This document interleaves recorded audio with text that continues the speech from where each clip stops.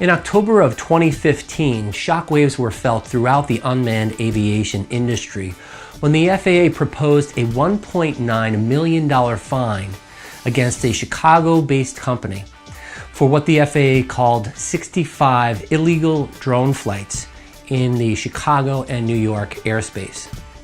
Since then, Skypan International has been struggling with this legal black cloud hanging over their heads until recently when they settled with the FAA. Today I sit down with Skypan CEO Mark Siegel to discuss the suit and the settlement. I'm Vince Donahue, and this is Unmanned Entrepreneur.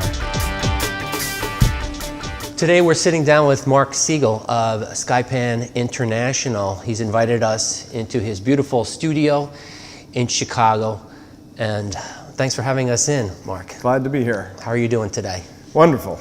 So you received your exemption, you are operating under those rules. Yes. And you're following the requirements of the exemption. That's correct. Okay. So after that, you get this fine from the FAA, and just 1 week ago, we received a press release that it's all resolved. Correct.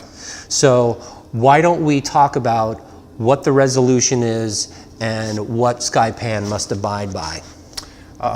Good idea. And I happen to have the press release right here. Terrific. So let me give you that. Yes, I'd enjoy reading part of our response press release Nothing to the FAA. else you'd rather do. Because it enters into a 3-year agreement where we will pay a civil fine, and we felt that this was a good exchange because it had no finding of violation towards Skypan. Right. Since we felt that we had been operating safely and effectively for years. Right. And since we had been cited for projects that were conducted 2 years before the first ruling of the commercial UAS ops started, which was now called 107, which went into effect, of course, in, I think, August 2016. 29th, right. Correct.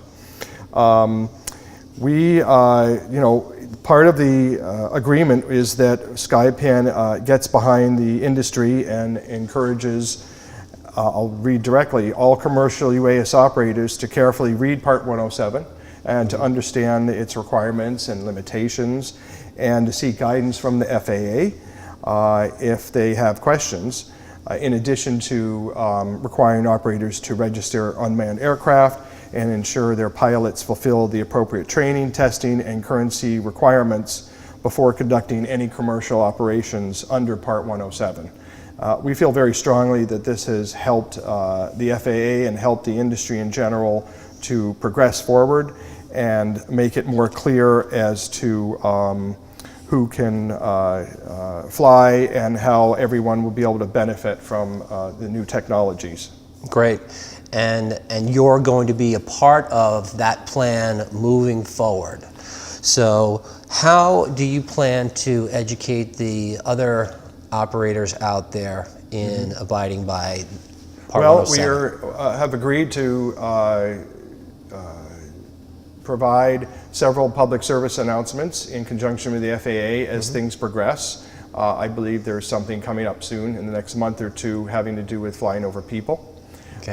And we feel that our experience in working within this field for so long will add value to educating people on what to do, what not to do, and how to operate more safely. For example, like the suggestion I made earlier, having a fire extinguisher always on set. That's not something that's been specified anywhere within 107 or 333. But there's certain items like that we learned from years of work that I think those details will really add value to not only beginning operators, but those who want to really follow the commercial industry. Mark Siegel is indeed one of the pioneers in the unmanned aviation industry, and the pioneers do take the arrows.